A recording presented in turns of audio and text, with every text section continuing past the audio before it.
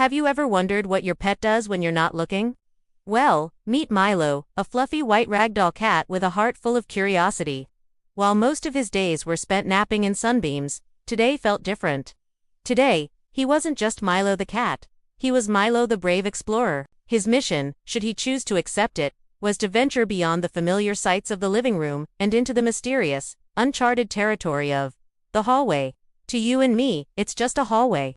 But to Milo, it was a long, shadowy path he'd never dared to cross all by himself. With a deep breath and his tail held high like a brave explorer's flag, he took his first tentative steps into the unknown.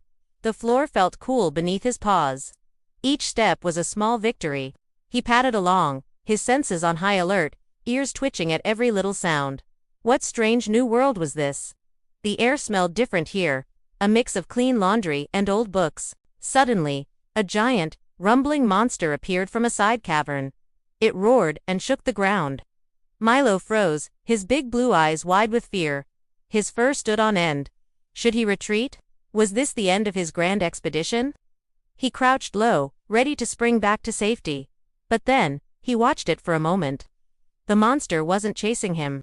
It just sat there, humming and churning. Milo realized it wasn't a monster at all. It was just the washing machine, doing its laundry thing. Feeling a little silly, he let out a relieved little prrrp sound and tiptoed past, his courage returning. The first beast had been conquered.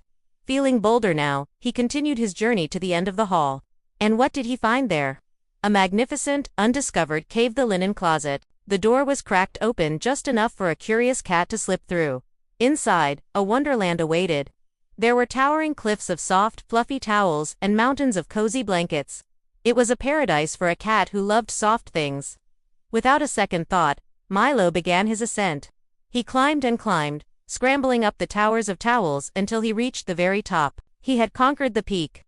He surveyed his new kingdom from his high vantage point, purring with pride. He had claimed this new land as his fortress.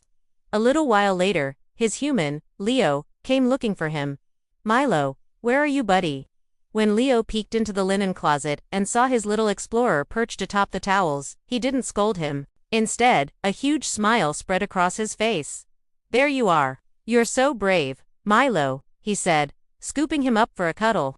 From that day on, Milo knew that being brave didn't mean you weren't scared, it just meant exploring anyway.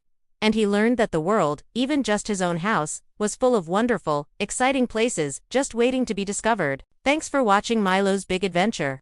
If you loved this story, don't forget to like and subscribe for more tales from our furry friends. See you next time.